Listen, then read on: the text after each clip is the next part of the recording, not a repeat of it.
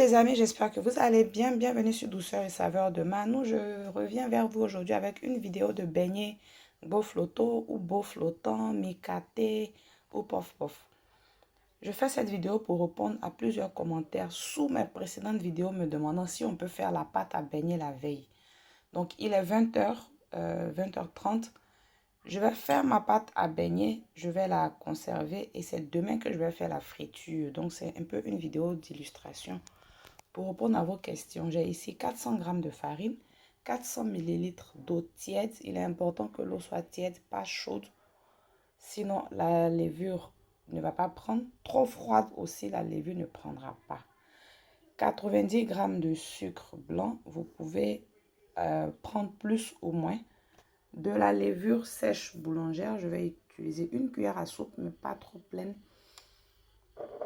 De la poudre de noix de muscade. Vous pouvez aussi choisir d'aromatiser vos beignets avec de l'essence vanille ou toute autre essence ou zeste de citron et une pincée de sel. Donc dans l'eau, je vais rajouter ma cuillère de levure et je vais utiliser une cuillère à soupe pour aider ma levure à prendre. Je fais le mélange et je vais conserver le tout 5 minutes, le temps que la levure prenne. Au bout de quelques minutes, je n'ai même pas attendu 5 minutes. Vous voyez que la levure a moussé par-dessus. Ça veut dire qu'elle a pris. Je vais maintenant ajouter le sucre, la poudre de noix de muscade et la pincée de sel.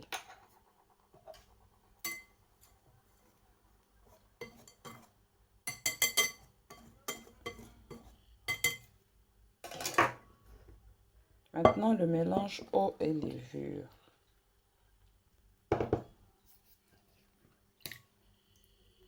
Donc, vous pouvez utiliser le fouet pour faire le mélange. Moi, je préfère faire le mélange à la main.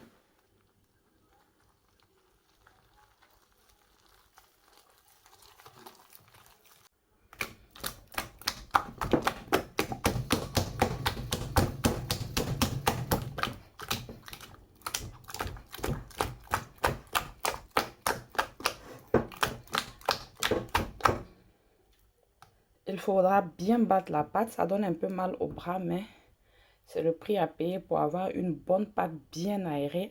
Quand les bulles commencent à sortir par-dessus comme ça veut dire que la pâte commence à prendre.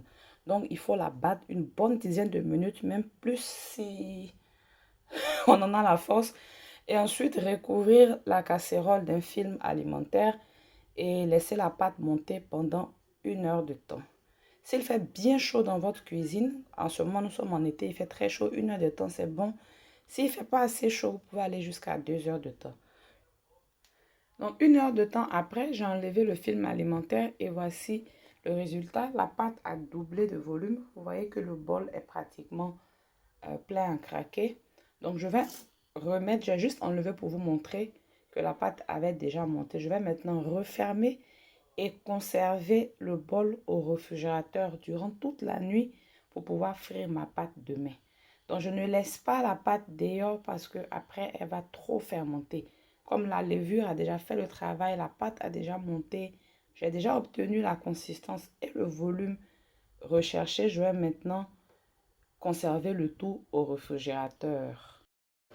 Nous sommes au lendemain matin, j'ai sorti ma pâte du réfrigérateur. Comme vous voyez, elle a continué à monter au réfrigérateur. Hier, le bol était presque plein. Maintenant, il est totalement plein. Je vais directement passer à la friture.